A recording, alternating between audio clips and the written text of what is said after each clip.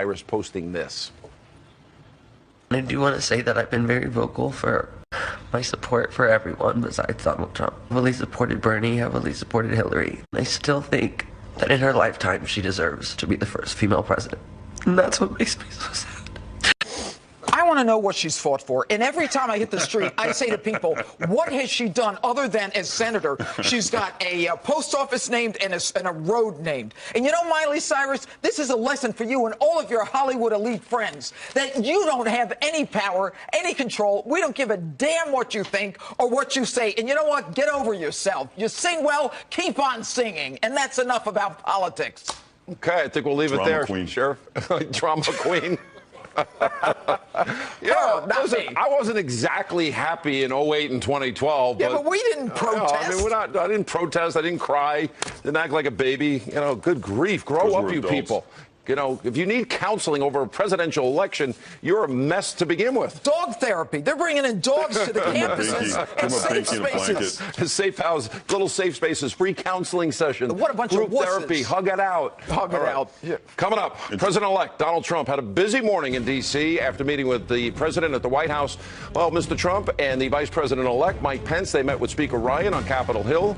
So how come the party and how can the party come together and fix this economy, which is a mess? We'll check in with RNC Chairman Reince Priebus straight ahead.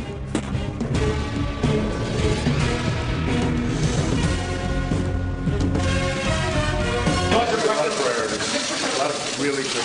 People will be very, very happy. What's the top three? We have a lot. We're very strong with immigration. We're looking very strong with healthcare.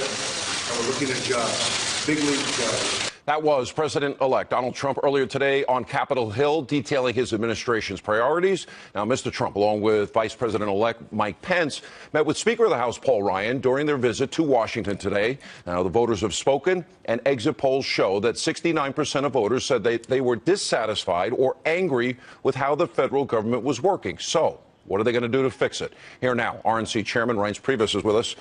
Good to see you. By the way, congratulations. This, a lot of people had doubts about a system that you had built since 2012 to get more voters to the polls. Do you feel that it was as successful as you had hoped? Well, I feel the result was pretty good. Let me just first say, before I talk about that, you have to start with a great candidate. And if you don't have the change candidate that's authentic and genuine in a change year, you can have all the data and turnout you want. It's not going to work. So it starts with Donald Trump, President-elect Trump, number one.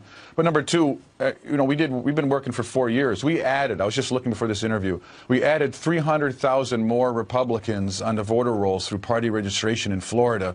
We also predicted turnout. Try to keep it basic. The most difficult thing you can do mechanically, the data and the people on the ground are important.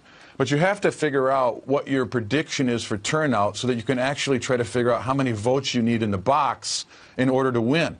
That's where our operation was dead on accurate. So predicting how many voters you needed. So, for example, in Ohio, we thought that we would need 2.745 million voters in Ohio. We achieved 2.771 million votes in Ohio.